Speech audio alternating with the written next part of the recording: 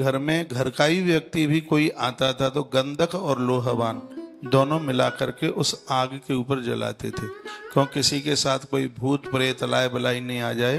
क्योंकि जन्म देने वाली माँ को और उन छोटे बच्चों को ये भूत प्रेत ज्यादा परेशान करते थे। कब कोई ऐसी दिक्कत जहां तक कि जाया की मौत हो जाती थी उन भूत प्रेतों के चक्कर में।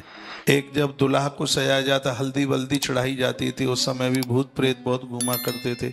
कभी कभी तो बेटियों की भामर के साथ में इनकी भामर पड़ जाती और वो पूरे जीवन भर परेशान करते हो। हम तो ये सब चीजें नहीं मानते थे, लेकिन जब उनको जो ग्रंथों में पढ़ा गया, देखा तो उसके ऊपर विश्वास किया, माना गया। फिर कुछ ऐसी घटनाएं भी घटी हैं, पता लगा कि नहीं ये सब चीजें होती हैं। तो लोबान और खसखस और आता है, बाजार में मिलता है। हाँ, लोबान है, खसखस है, ये चीजें आग के अंगारे के ऊपर जलाई जाए तो जिनके घर में ऐसी कोई अलाय बलाय ऐसी कोई दिक्कत है तो इसके द्वारा वो सब समाप्त हो जाता है। और लिख लो, आप लिख ही रहे तो गुड़, घी और चावल, ये तीनों चीजें मिलाकर के, पूरी धूप ना बना सकें तो यही तीनों चीजें आप मिलाकर आग के ऊपर घर में जलाएं तो इससे मन का तनाव दूर हो जाएगा।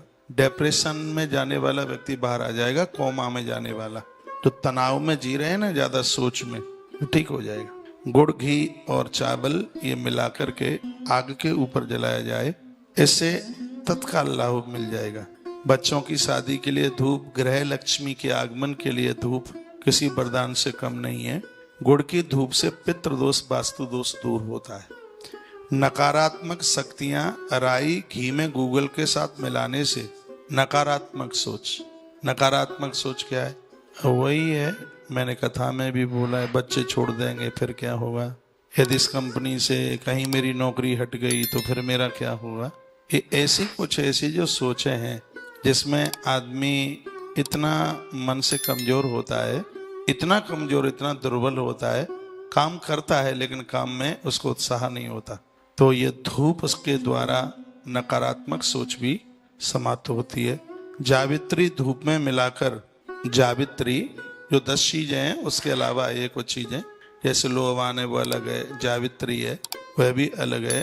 जावित्री को धूप में मिला करके और उसको कंडे के ऊपर जला करके, इसमें लिखा है कि जैसे आप कहते हैं कि किसी ने इसके ऊपर कुछ कर दिया है, चौकी रख दी है और तमाम ऐसा किसी ने इस पर जादू टोना कर दिया है, तो जावित्री इसके लिए बहुत ज्यादा लाभकारी है। धूप से हर हालत में, देखो क्या सुंदर बात कही है, धूप से हर हालत में वास्तु दोष दूर हो जाते हैं और घर के कलेश कट जाते हैं, घर के कलेश दूर हो जाते हैं। तो एक पात्र आता है जो पूरे घर में घुमाया जाए, उसमें गैया का उपला जला लीजिएगा और फिर उसमें 4 चम्मच घी का डाल दीजिएगा उसमें। फिर उसके ऊपर आप ये 10 चीजें मैंने आपको जो निवेदन किए हैं, आप भूल गए हो तो किसी ने मैसेज में कहा है कि महाराज एक बार बता दीजिए, तो ये लिख लीजिएगा आप। जात पुष्पः मथई लांचम गुग्गुलम हरितकी कूटः सर्ज रस्यैव गुडस्यक्षालस्तथा नखयुक्तानि चैतानि दशांगो धूप उच्यते। धूप के ये 10 अंग हैं जिसमें है जाति पुष्प, इलायची, गूगल, हरितकी, कूट, सर्ज रस, गुड़, सैल और अक्षड़ और वज्र नखी, ये 10 चीजें कूट लें, मिला लें। जब इसका आप मिश्रण कर लेंगे तो ये दशांग धूप बन जाएगी जो घर को आनंद से भर देगी, घर में किसी भी प्रकार का दोष नहीं रहने देगी।